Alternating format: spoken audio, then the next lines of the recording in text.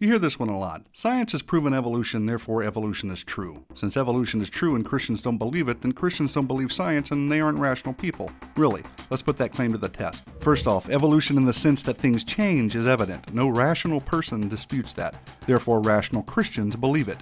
We can observe change, but evolution in the sense that life came from non-life and then that life began to randomly generate new genetic information and over time it eventually produced humans is something entirely different and something that quite honestly doesn't hold up against science. In other words, evolution in the sense of molecules to man is not scientifically plausible and therefore should not be viewed as scientific fact. Quite honestly, it is in great opposition to science, that is, observational science, the kind of science we can test and repeat and use our five senses to understand. Science demonstrates that over time, living organisms lose genetic information. They don't gain it. That same science demonstrates that life doesn't arise from non-life. Follow along if you would. Fact 1. There is no known observable process by which new genetic information can be added to an organism's genetic code.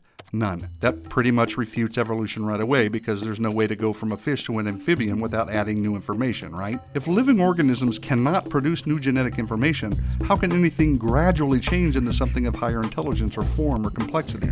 That is, how can anything evolve from an amoeba to a man without adding new genetic information? The answer, of course, is that it can't. Plain and simple. Now, some have speculated and they have imagined all kinds of things and they brought in artists to produce creative renderings based on guesses, and they have been successful in telling a very convincing story that humans evolved from ape-like creatures. But those are just drawings, people. They're just stories. But what we really observe is humans are humans and apes are apes. Now, if fact 1 buried evolutionary thinking deep into the Precambrian soil, this next fact, fact 2, tosses so much sediment on it that not even the greatest team of paleontologists with the latest subterranean gizmo could dig up the remains. Check this out. Never, again, never has it been observed that life can come from non-life. So here are two major scientific evidences against evolution. I reiterate for clarity, life has never been observed to come from non-life, and there is no known, observable process by which new genetic information can be added to the genetic code of an organism. So, molecules to man evolution doesn't really make scientific sense. Yet we are all here, and life is all around us in various forms. Although evolution cannot account for this, the Bible can. The Bible reveals that the all-powerful, all-knowing, supernatural God created the heavens and the earth out of nothing, and all life according to its kinds, that is, each with its own set of genetic information.